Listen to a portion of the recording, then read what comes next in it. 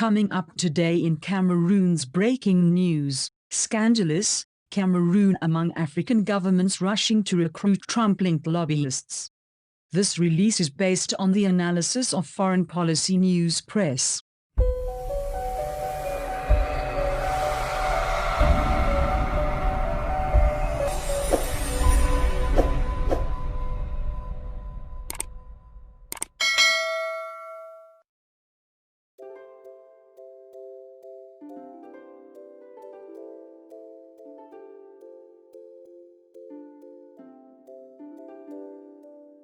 The lobbying firm that represents an African government accused of atrocities has hired U.S. President Donald Trump's former acting Attorney General, Matthew Whitaker, the latest in a recent surge of contracts with African countries seeking to improve their image in Washington. Whitaker, who is joining Clout Public Affairs as managing director, will not be working directly on the contract with the government of Cameroon, and will not be filing as a lobbyist, a Clout Public Affairs spokesperson told Foreign Policy.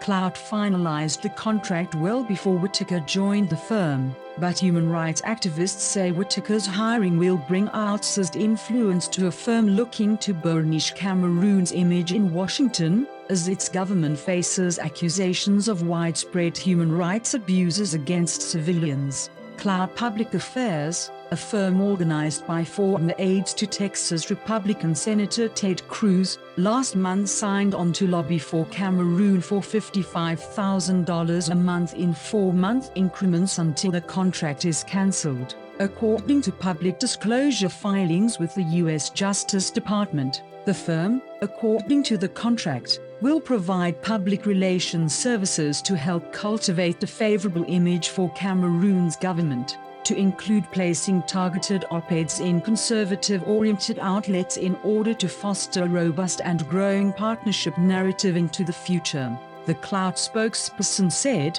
"It is an important time to strengthen ties between the U.S. and Cameroonian governments as the country faces growing instability and threats from terrorism." The lobbying contract does not mention work beyond PR and communications, but it has drawn sharp criticism from human rights activists. Cameroonian security forces and authorities have a very poor track record when it comes to human rights, said Ilario Alagrozi, the senior researcher on Central Africa at Human Rights Watch, who said torture is systematically practiced in legal and illegal detention facilities. The contract also represents the latest in a growing list of African governments pouring money into lobbying firms to carve out more influence in Washington under Trump, whose surrogates and campaign affiliates have cashed in on lobbying for foreign governments, catching the attention of human rights advocates and public transparency watchdogs. Over the past several years, there has been a hugely significant increase in the number of U.S. lobbyists representing foreign nationals, many of them connected to the Trump administration, said Jeffrey Smith, the executive director of Vanguard Africa, which supports democracy movements in the region.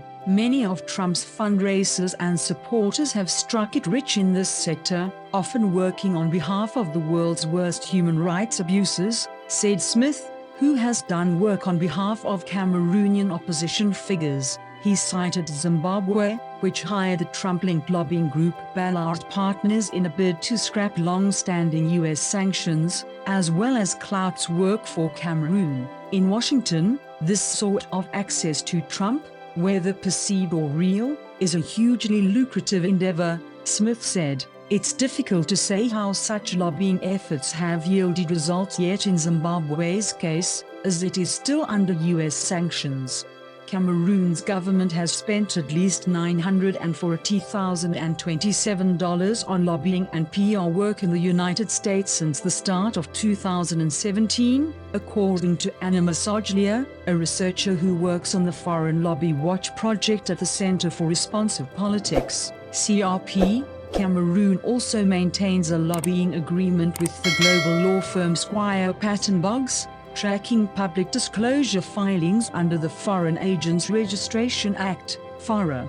Misoglia estimates that this puts Cameroon 10th among African countries when it comes to expenditures to US PR firms during that window.